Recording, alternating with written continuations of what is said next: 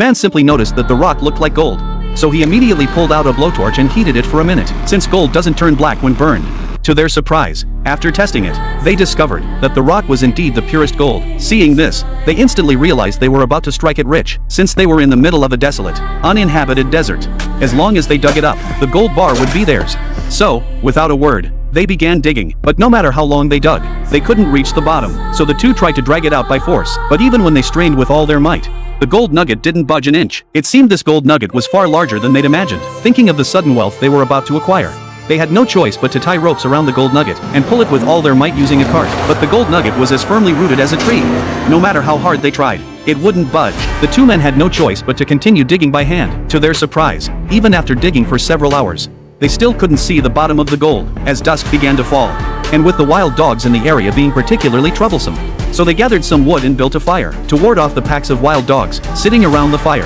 The two began to fantasize about a life of wealth, but daydreaming wouldn't do them any good. Their immediate priority was to get the gold out of there. When the next day arrived, Jack suggested borrowing an excavator from town, but that would take at least 5 days. Jack claimed he had extensive survival experience, making him the perfect person to guard the gold. But Mike got a little upset when he heard this, because he was the one who had stumbled upon this gold mine, and he wouldn't leave here even if it killed him. Seeing Mike's stubborn streak flaring up again, Jack could only tell him to be careful, because here, he'd not only have to deal with wild animals, but also prevent passers-by from discovering the gold. Then Jack handed Mike a satellite phone, and sped off with a burst of gas. As his companion's car gradually drove away, Mike quickly made his way to the gold mine. He carefully covered the surface of the gold with sand and soil, then used some rags to make a makeshift shelter, to ward off nocturnal beasts.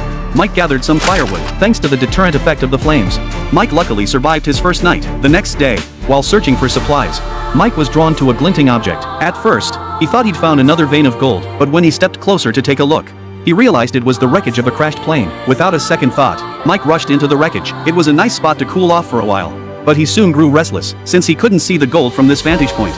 He dismantled the plane wreckage and dragged it back to his campsite. After tidying things up, he built a shelter. Looking at the glittering gold before him, Mike could no longer contain his restlessness. He immediately chipped off a chunk of gold, just as he was hesitating, thinking he'd settle for just this small piece. Jack suddenly brought some bad news. His car had broken down. He was currently in town getting it repaired, and estimated it would take an extra day to return. Mike told him he'd chipped off a nugget, so he hoped his companion would know when to stop. After all, this single nugget would last them a long time. But his greedy companion wasn't satisfied with that at all. He had to haul away the entire gold mine, so he demanded that Mike hold the fort. Hearing this, Mike had no choice but to agree. Little did he know that this delay was the reason Mike hadn't gathered much firewood. When night fell and all was quiet, the hungry wild dogs came looking for him. To save his life, Mike stood his ground against the dogs with a torch. If the dogs got the chance, they would tear him to pieces. So Mike spent the night in tension. As the pack of dogs gradually dispersed, Mike had hoped to get a good